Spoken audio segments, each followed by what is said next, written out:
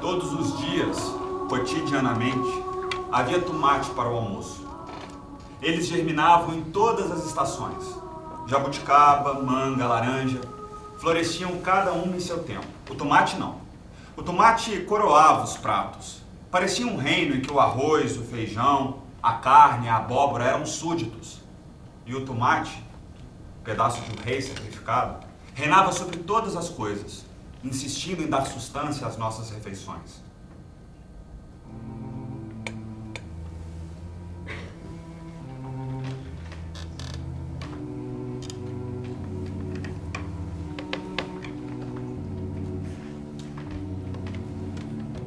A cidade sustentava-se por seus ares de domingo. Aparentemente lerda, ela se alicerçava sobre secretos sussurros. As casas dormiam no colo de mentiroso silêncio. Agora havia, contudo, as frestas das janelas por onde se perscrutava o vizinho. E todas as vidas se viam apregoadas em tom de confidências. As intimidades eram sopradas de ouvido em ouvido e alteradas de boca em boca. Mentiras sobre mentiras. O orvalho, ao cair manso, não refrescava as invejas. Uma cidade afetuosamente cruel. Um raso rio cortava ao meio a minha cidade. A cidade partida me fazia sempre um morador do outro lado, não havia outra opção. Em qualquer lugar eu estaria em outra margem. Sem escolhas eu vivia ao avesso, por habitar outra orla. Havia, contudo, uma pequena ponte de madeira que amarrava os dois pedaços, não como a exata costura dos alfaiates, e eu caminhava, de cá para lá, sem esbarrar em outra parte. O tomate frutificava continuamente, sem demandar adubo além do ciúme. Suas fatias delgadas escreviam um ódio, e só aqueles que se sentem intrusos ao amor podem tragar. O pai, amparado pela prateleira da cozinha, com suor desinfetando o ar, tamanho cheiro do álcool, reparava na fome dos filhos, enxergava o manejo da faca desafiando o tomate, e por certo nos pensava devorados pelo vento ou tempestade, segundo decretava a nova mulher, a madrasta, montava a comida em cada prato. O arroz de um lado, o feijão ralo ancorado no arroz, lembrando uma praia mansa com um mar negro sem ondas. Na extremidade do oceano, uma ilha feita de chuchu, quiabo ou abóbora. Um fragmento de carne, renda engomada, segurava o arroz. O tomate entrava como um sol sobre o arroz em neve, colorindo seu império.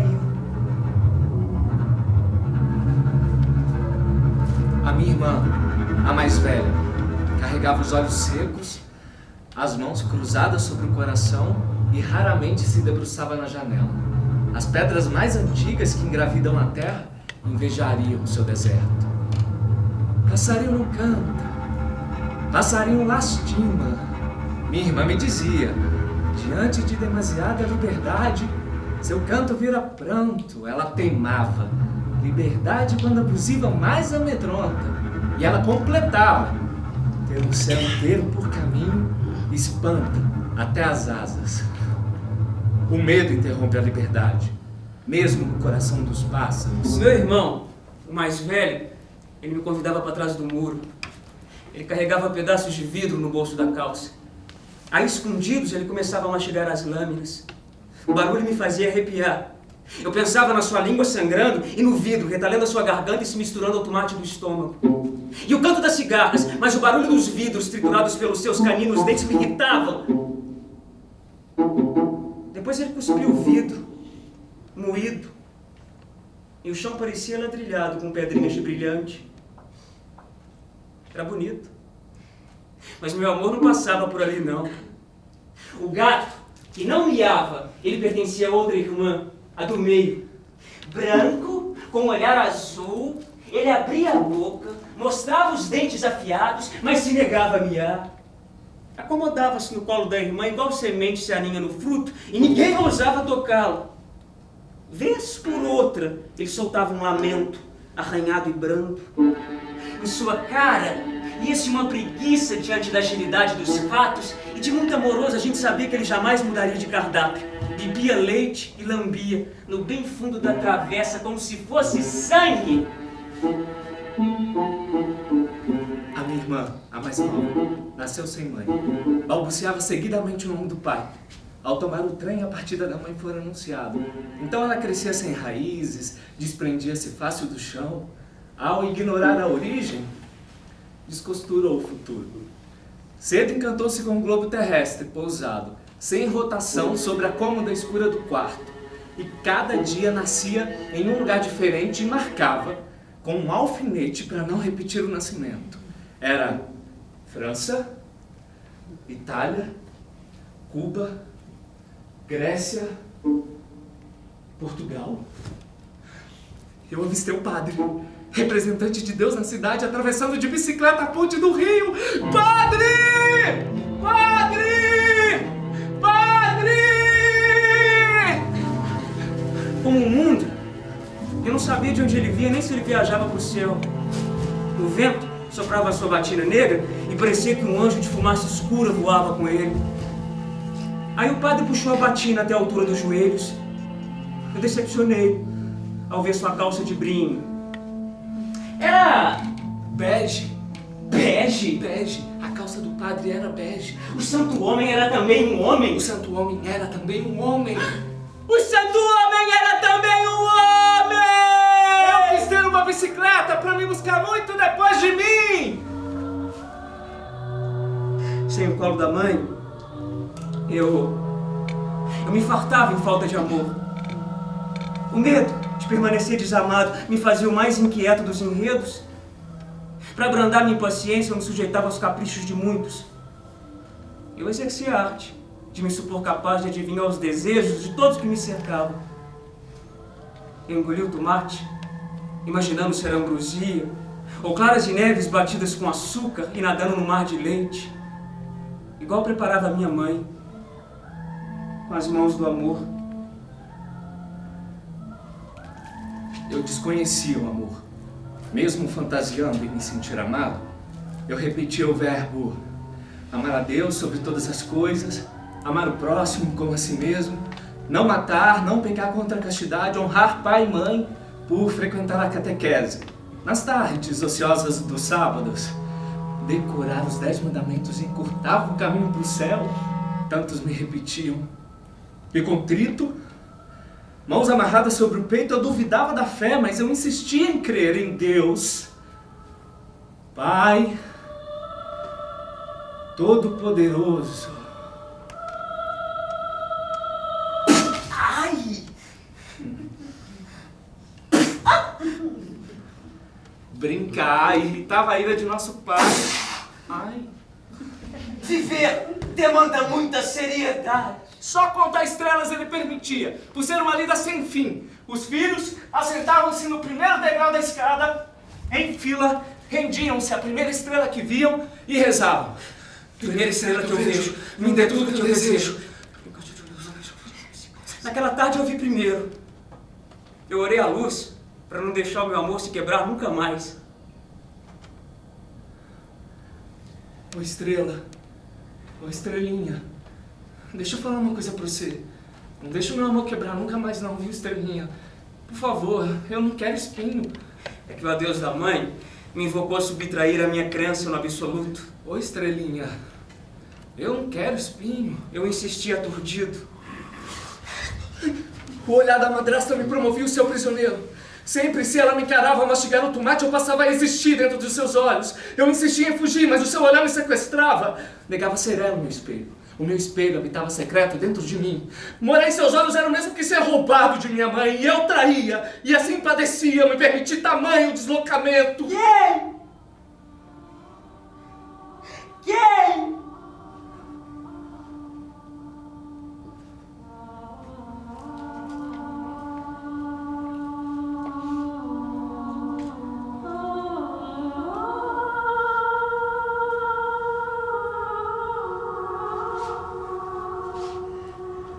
Quem ficará guardado para sempre nos olhos? Quem ficará guardado para sempre na menina dos olhos? Quem ficará guardado para sempre na menina dos olhos da mãe?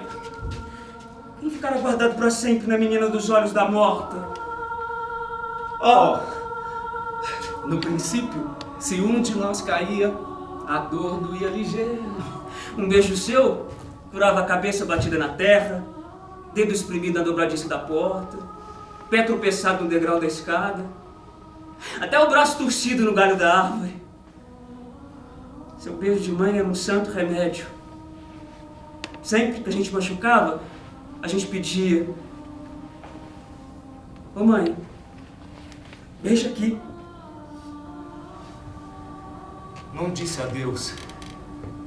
A saudade a me afrontar, mas eu desfazia dos amanhãs. E se a carne reclamava, eu salgava sua dor com os sonhos da memória. Desanuviou em mim a ideia de que as coisas existiam, alheias ao meu desejo. É que viver exigia legendar o mundo. Cabia-me o trabalho exaustivo de dar sentidos a tudo. Dar sentidos a tomar posse dos predicados. Trabalho incessante este, o de nomear as coisas. Chamar pelo nome o visível e o invisível é respirar consciência. Ainda criança, eu suportava o peso da terra, mesmo sem estar no bem fundo.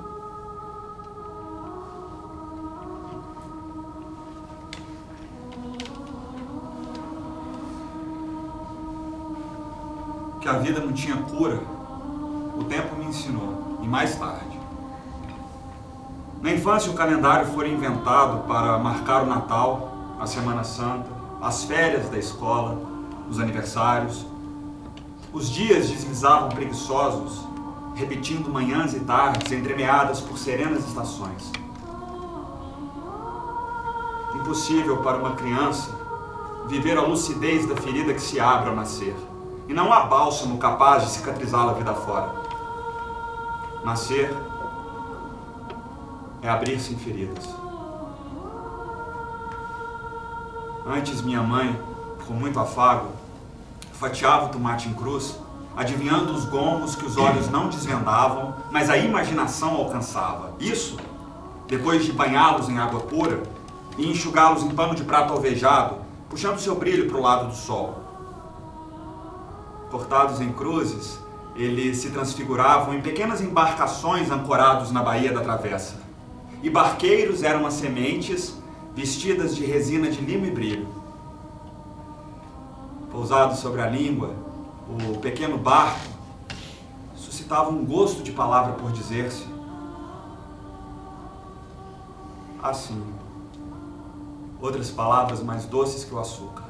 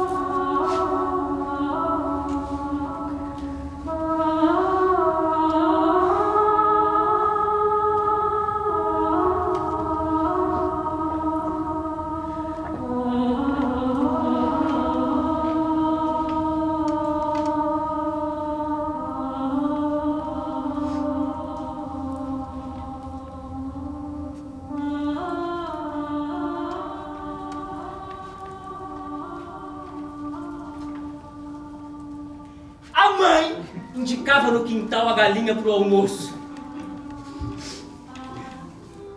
Essa galinha daqui, comadre, essa galinha daqui não, essa galinha não, essa galinha daqui, comadre, essa galinha aqui também não, essa galinha daqui, comadre, essa galinha daqui.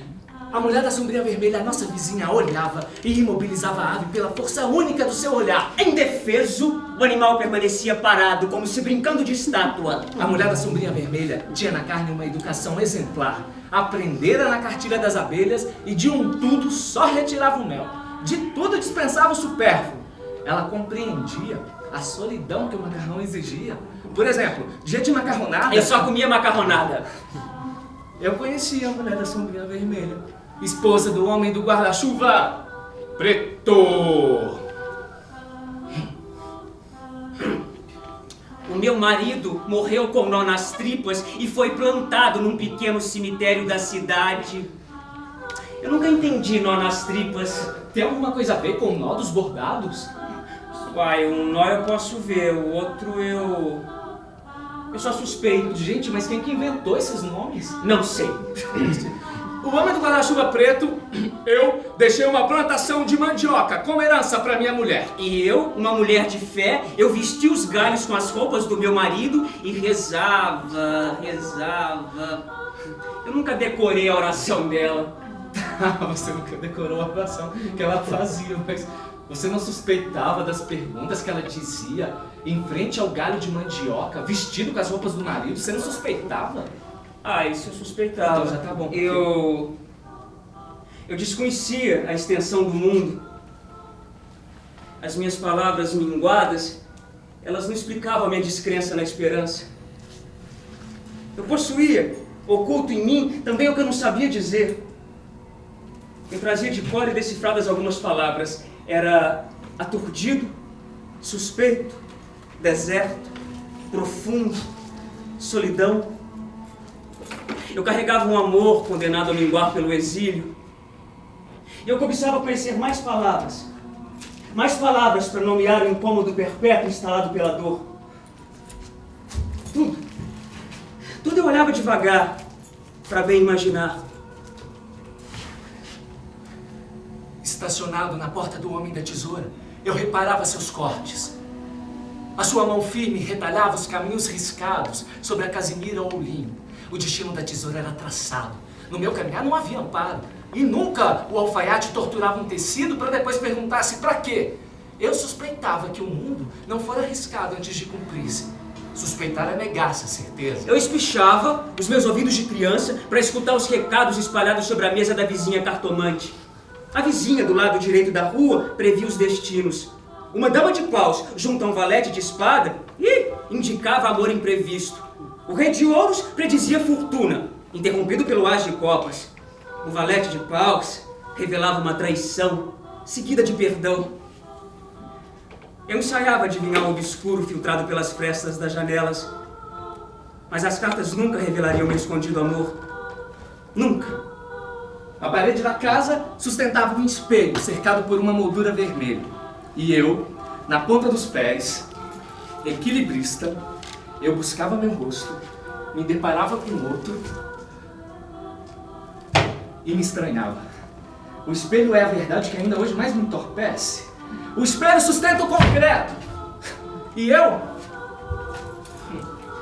prefiro a mentira dos sonhos nas manhãs secas e frias.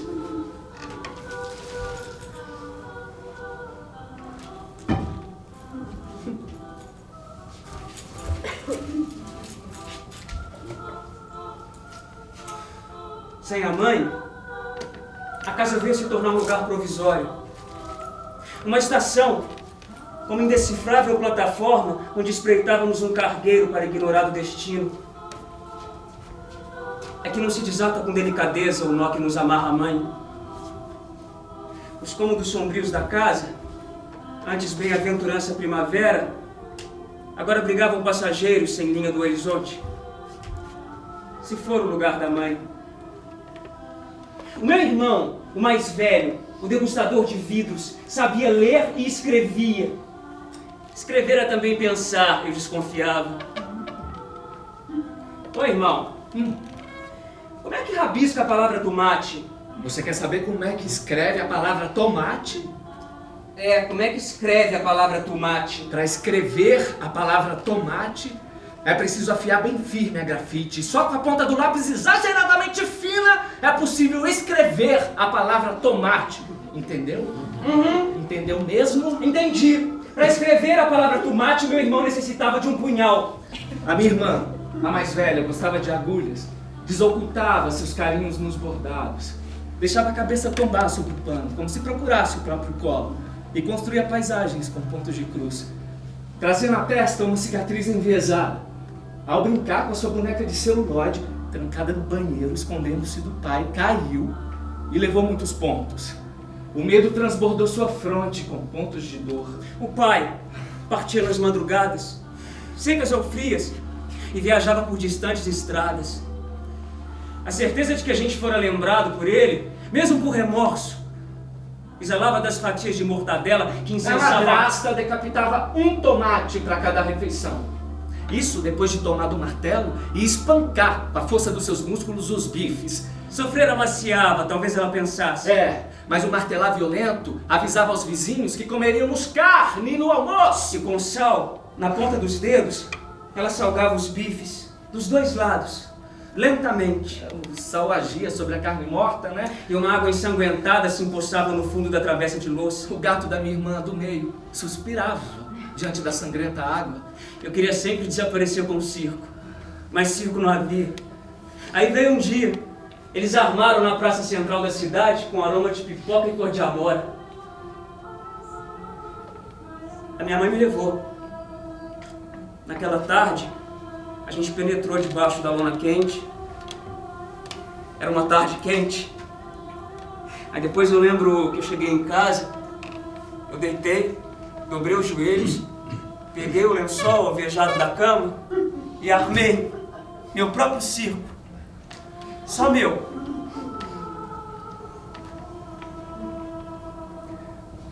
Eu fui uma única vez ao circo com a minha mãe. E eu lembro que depois de chegar em casa, tomar banho, jantar e me arrumar para dormir, eu lembro que eu sonhei que eu estava no circo. E primeiro eu me equilibrava no arame.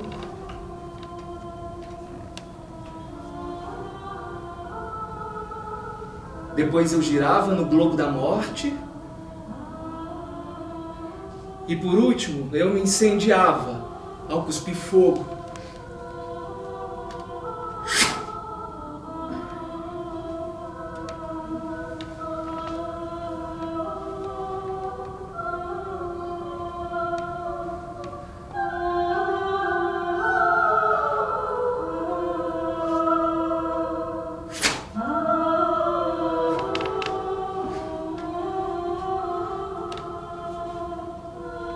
Menino miúdo, debilitado pelo amor, eu repetia que a dor do parto é sim também de quem nasce. Doía. Doía na pele inteira e profundamente. Minha toda fragilidade suportava toneladas de desassossegos e era impossível me colocar no meu próprio colo e acariciar-me, acalentar-me. Eu não suportaria o peso da minha carga. Os meus olhos não viam as legiões celestes. Onde o céu? Onde o céu? Eu indagava em contínua ansiedade. Durante 4 estações, em todas as manhãs, o trem deslizava em frente da nossa casa. Eu sempre suspeitei eu nascer como entrar num trem andando. Só que no meu vagão eu não escolhi os companheiros para viagem, tá? Minha bagagem pequena eu carregava debaixo do banco da 2ª classe, sem incomodar ninguém. Eu contrabandeava poucos pertences. Era uma grande dor que doía o corpo inteiro. E a vontade de encontrar um remédio capaz de remediar o incômodo provocado pela dor. Tarde, romance de uma infância desamada, eu amei pela primeira vez. Foi um amor intenso, autoritário. Meu coração escolheu, sem me auscultar. Para alimentar a saudade do meu primeiro amor, eu comia retratos, rezava sem fé, mastigava hóstia, subtraía-me. Faltava-me rédeas para frear o meu amor. E ele me roubava pro fundo do quintal, afogava-me nos rios, subia-me nos galhos das árvores, mesmo sem fruto para colher. Eu amava. Não. Melhor. Bem melhor. Por inteiro eu era só amor. Só amor.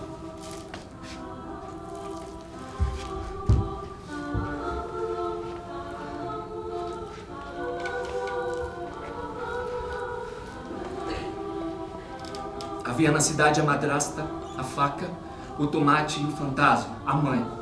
Ressurgia encarnada em nós a sua prolongada herança.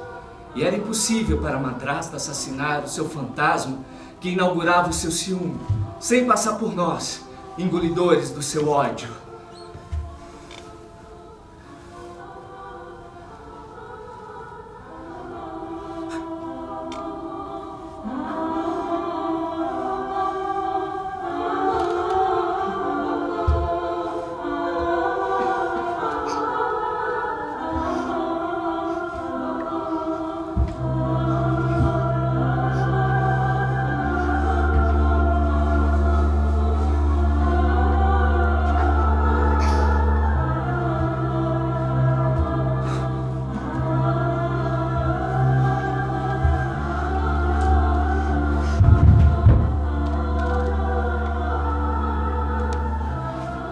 madrasta retalhava o tomate em fatias assim finas, capazes de envenenar a todos.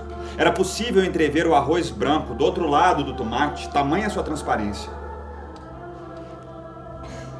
Com a saudade evaporando pelos olhos, eu insistia em justificar a economia que administrava seus gestos. Afiando a faca no cimento frio da pia, ela cortava o tomate vermelho, sanguíneo, maduro, como se degolasse cada um de nós. Sonhei-me um tomate, maduro e pequeno, com outros verdes todos em volta, sonhava um escândalo, ser um tomate. E se eu tentava fugir, os irmãos verdes me impediam, e eu, tomate, não possuía olhos para chorar e nem boca para falar. E eu fazia um esforço imenso para enverdecer, porque verde a minha vida seria mais longa, verde a minha vida seria mais longa, verde a minha vida seria mais longa. Os efeitos colaterais causados pelo tomate. Então tá. Vou falar. Pode falar. Por exemplo, a minha irmã, a do meio, dona do gato que nomeava, decidiu esconder as palavras e passou a responder a tudo com miado. Agora, se eu ver a irmã miando abraçada ao gato mudo, me fazia crer nos efeitos colaterais causados pelo tomate fato. Ué, o irmão, o mais velho, desde cedo deixou-se conduzir pelo caminhão do pai sem carteira de motorista. Então ele escolhia, né, as estradas secundárias, entre caminhos e depressões. Mas eu acho que no fundo, ele devia sentir um desejo imenso, viu? De degustar o vidro do para-brisas. Por vezes ele me convidava pra gente tomar banho juntos na bica do quintal.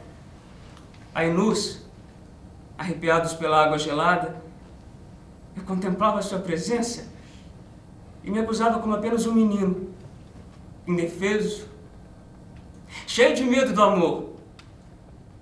E também do tomate, que eu não vou negar, não. A irmã mais velha passou a bordar fronhas, toalhas, lençóis... Todo enxoval feito com ponto de cruz sem tirar nem pôr. É, mas só tramava a primeira letra do seu nome, porque a letra do noivo, né, ficava escondida no seu desejo. E aí só depois, bem depois... muito tempo depois, uma outra letra veio se juntar à sua... Casou e foi morar longe. E nunca mais bordou. Ventilavam notícias de que agora o seu marido havia se tornado a sua cruz. Você sabe que eu sempre suspeitei que a irmã se casara fugindo do tomate? Sem considerar o amor. Quanto mais amor, mais a morte se anuncia.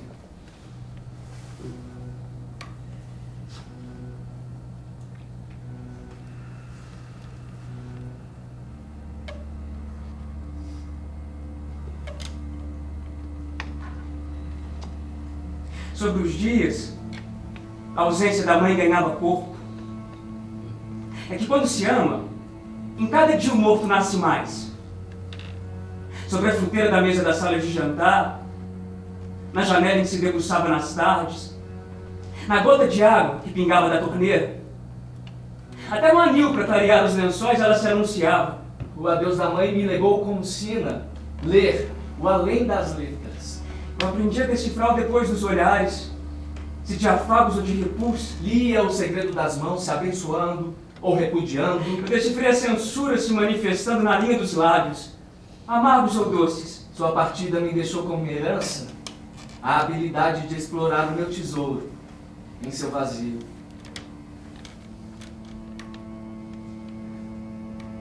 A mãe partiu cedo, manhã seca e fria de maio, sem levar o amor que diziam eu ter por ela. Daí veio me sobrar amor e sem ter a quem amar. Ela viajou indignada por não ser consultada. Evadiu-se sem suplicar um socorro. Nem murmurou um com licença para adentrar em outra vida como nos era recomendado. Já não cantava, sobrevivia isenta, respirando medo pelo desconhecido. A mão da morte soterrou até sua sombra. Foi um adeus inteiro, definitivo, rigoroso, sem escutar nosso pesar. Eu pronunciava seguidamente a palavra amor, amor, sem ter a presença amada. Mesmo em maio, com manhãs secas e frias, sou tentado a mentir-me. E minto-me com demasiada convicção e sabedoria, sem duvidar das mentiras que invento para mim. Desconheço o ruído que interrompeu meu sono naquela noite. Amparado pela janela, debruçado no meio do escuro, eu contemplei a rua e sofri imprecisa saudade do mundo, confirmada pela crueldade do tempo. A vida me pareceu inteiramente concluída. Inventei-me mais inverdades para vencer o dia, amanhecendo sob a névoa. Preencher um dia é demasiadamente penoso se eu não me ocupo das mentiras.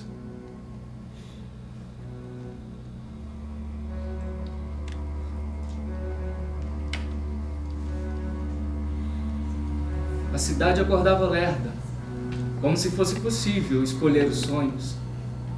O sino da igreja cerrava as ruas, becos, praças, e os habitantes da cidade sentiam-se prêmios de Deus e perdoados dos pecados ainda por cometer.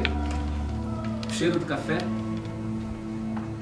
café conciliava as almas e a vida, provisoriamente. A vizinha, do lado esquerdo da rua, sabia ler e escrevia, mas não estudou em escola reconhecida pelas abelhas. Autorizava-se a distribuir suas dissimuladas verdades para além das frestas das janelas e não aceitava uma contestação. Citava normas em língua afiada, zombando da razão dos outros. A minha mãe afirmava que muitos passam pela escola, mas a escola não passa por eles. Ué, a madrasta. A madrasta esfregava a roupa na pedra do tanque. A sua raiva arrancava as manchas de terra, as nódoas de bananeira, as sujeiras de carvão. Não cantava, lastimava pela quantidade de panos, pelo gasto com sabão, pelo desperdício das águas. Ensaboava com tamanho, empenho e músculo, se esquecendo de reparar nas espumas, semelhantes aos suspiros da mãe, assados em forno brando. Os seus olhos só viam sujo. O pai, que destemiu o tempo, vencia tudo, como os ponteiros do relógio assaltam as horas. Quem sabe um dia, cheio do medo do sempre, ele nos permitiria viver sem a culpa por sermos felizes. Ele derramava um olhar bêbado sobre a nossa alegria. Meu pensamento desdobrava a lona cinza do caminhão que ficava encostada na parede da sala e cobria meu pai por inteiro. A mãe nos falava sobre os nossos bens. Era uma casa com quintal, uma horta sob mangueira, um pé de jabuticabas e um regador para dar de beber às plantas. E nas tardes a minha mãe, sustentando o regador pela asa, benzia as flores. Exalava um perfume de terra molhada que a alma se fazia definitivamente telúrica. Viver tinha sabor de chão encharcado. Mas isso não leva importância, não. Leva importância sim, claro que leva importância. Leva importância sim. Se a chuva chovia mansa o dia inteiro, o amor da mãe se revelava com mais delicadeza. Era o tempo que definia as receitas. Na beira do fogão ela refogava o arroz. O cheiro do alho frito acordava o ar e impacientava o apetite.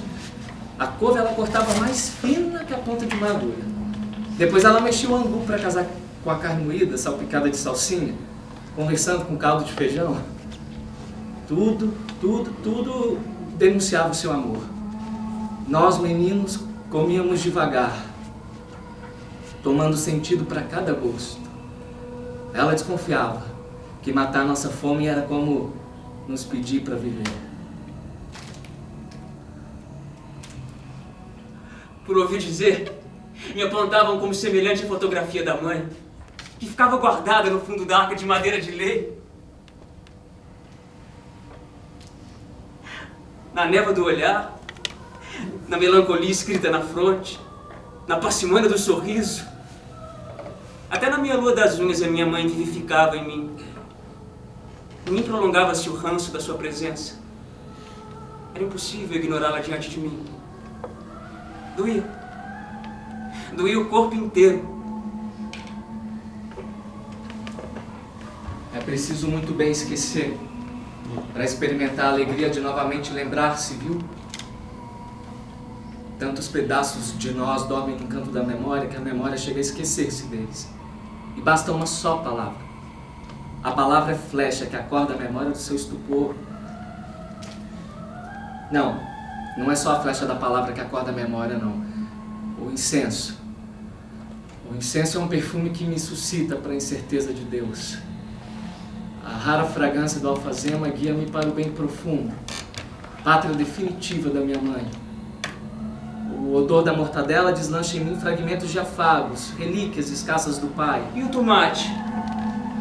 Uai, gente, o tomate não exala cheiro nenhum, né? É da índole do tomate manifestar-se apenas em cor e...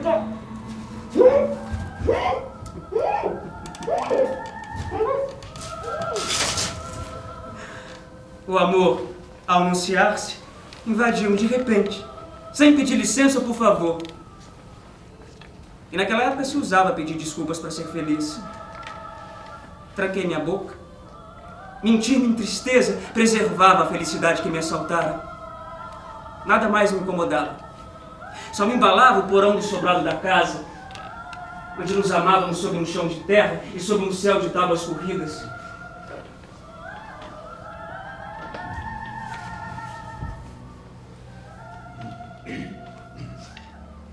Dói. Dói muito. Dói pelo corpo inteiro. Principia nas unhas, passa pelos cabelos, contagia os ossos, penaliza a memória e se estende pela altura da pele. Nada fica sem dor. Até os olhos, que só armazenam imagens do que já fora, doem. A dor vem de afastadas distâncias, sepultados tempos, inconvenientes lugares, inseguros futuros.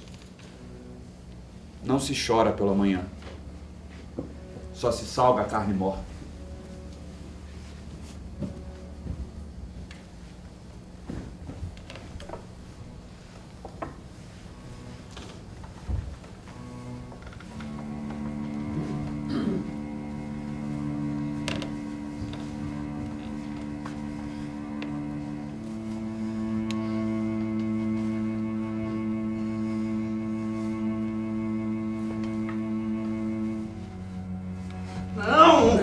Não quer.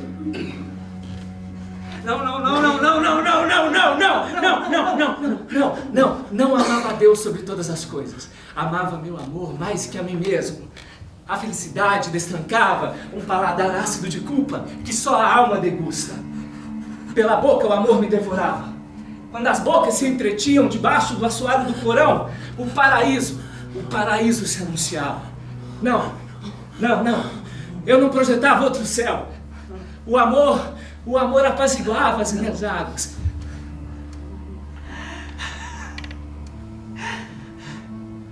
Ao erguer os olhos do livro, o olhar da mãe voltava vestido com um novo luar. Eu invejava. Em cada página virada, ela se remoçava, afagada pelos amores, pelos incômodos, pelas viagens. Eu desconfiava que as palavras carregavam segredos que só o coração decifra. Mas uma certeza me vigiava. Ler era o meu único caminho viável. E matriculado na escola, então, eu me vi diante de um imenso oceano. E para vencê-lo só com muitas palavras. Com elas eu atravessaria as ondas, eu venceria as calmarias, eu aportaria em outras terras. E se era o meu barco, eram também meus remos. Aturdido. Só hoje.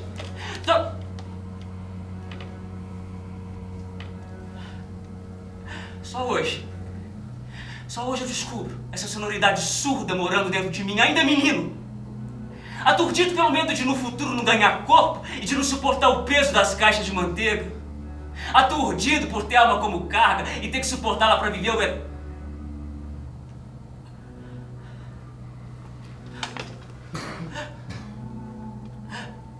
viver o eterno que existia depois de mim. Aturdido pelo receio de descumprir as promessas deixadas aos pés dos santos. Aturdido pela desconfiança de que a vida é uma definitiva mentira. Aturdido por vislumbrar o vago mundo como uma fantasia de Deus em momento de ó.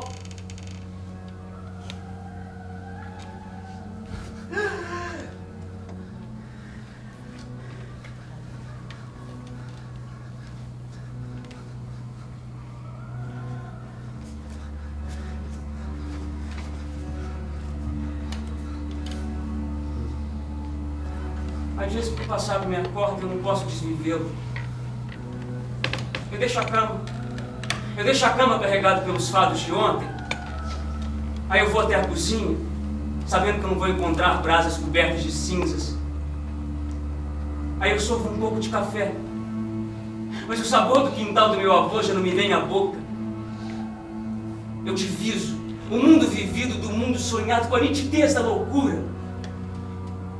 O meu real é mais absurdo do que a minha fantasia. O presente é a soma de nostalgias, agora irremediáveis. A memória suporta o passado por reinventá-lo incansavelmente. Eu tento espantar o presente balbuciando uma só palavra. Tudo é maio. Tudo é seco. Tudo é frio. No vagão da segunda classe, onde eu tomei assento, o meu pai e a minha mãe me aguardavam ao lado de 2 irmãos. Não, eu não sou o terceiro, eu sou o 5º. Quando eu nasci, 2 outros irmãos já haviam morrido. E depois de mim, 2 irmãs vieram. Assim eu tive e não tive mais 2 irmãos. E esse mais ou menos gerou em mim um compromisso de viver a vida sobre quaisquer suspeitas. Sobre quaisquer suspeitas. Um dia eu me peguei amando meu irmão e vivendo as muitas mãos do amor. A sua compaixão me enroçou a emoção por inteiro. Admirando o meu pânico diante do tomate, ele roubou de mim a minha fatia. O tomate pousou em meu prato e me foi roubado pela colher do seu escondido carinho. Eu não disse palavra. Guardei minha ingratidão.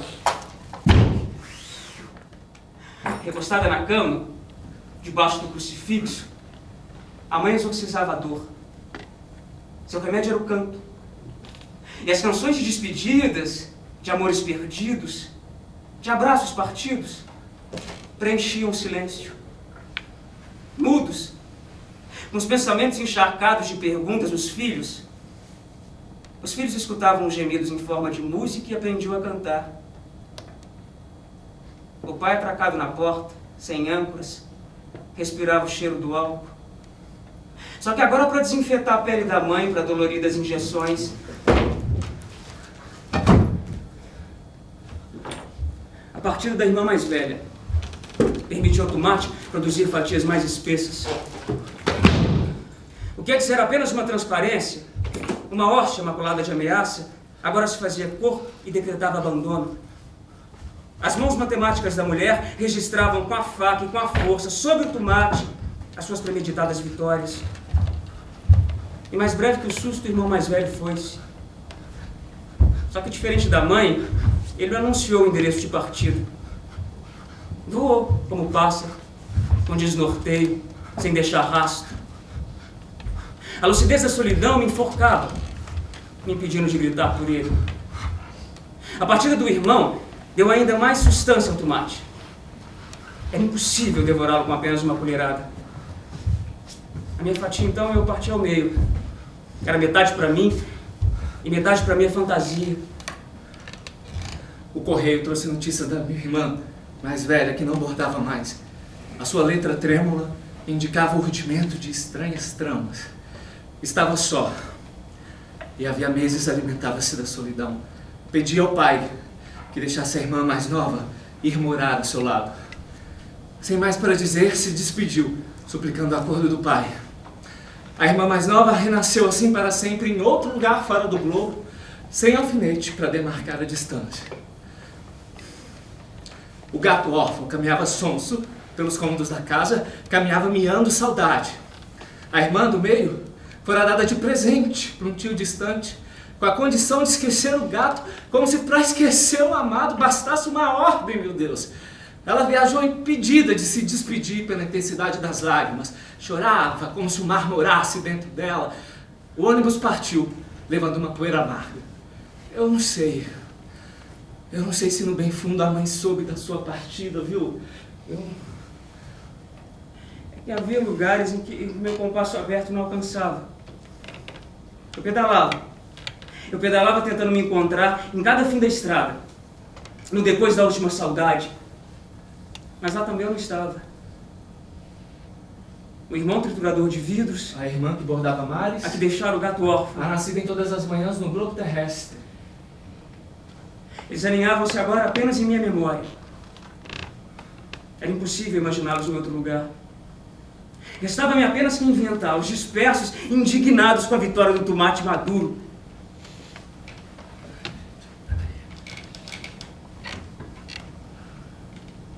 Tá bom, peraí. Eu tô com uma ideia. Para, por favor. Tive uma ideia aqui. Você tá bem? Tô. Me ajuda a fazer uma coisa aqui, por favor. Pega essa ponta daí. Traz essa ponta pra cá, vou pegar essa ponta e vou levar pro meio, vai. Vai ver. Isso. Agora senta aqui. Eu vou sentar aqui, você vai sentar ali. Vai. Aí quando eu falar direita, levanta a parte direita. Quando eu falar esquerda, levanta a esquerda. Direita! Vai. Aí limpa, tem que limpar. Vai. Esquerda! Esquerda. Tem que limpar também. Vai. Aí tem que pegar lá na ponta e puxar pra frente. E fazer um bico, vai. Puxa. O que é isso? Gente, é um negócio, você vai ver. Negócio. É um negócio, vamos. Você não quer ir? Você tá com medo? Eu tô com medo. Vai. Direita! Limpa. Esquerda! Limpa que tá esquerda. Agora puxa lá na frente. Puxa, vai. Puxa mais.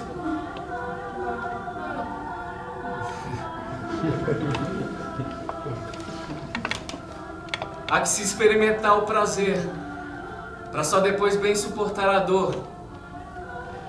Ouviu?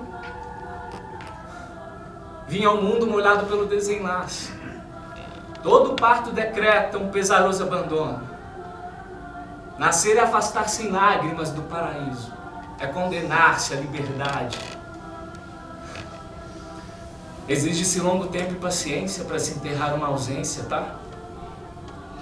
Aquele que se foi ocupa todos os vazios. Como água, a ausência também não permite o vácuo. Ela se instala mesmo entre as pausas das palavras. Na morte, a ausência ganha mais presença. A aragem não sopra no lá embaixo. O fundo é frio e a terra é úmida. No fundo, o peso da terra é um definitivo véu. Não há carga que o corpo morto não suporte. Não há alma lá no fundo. A luz não desfaz o breu que arde no bem profundo. No bem fundo não há palavra capaz de soar. A mãe dorme lá, viu? A mãe dorme lá no muito fundo.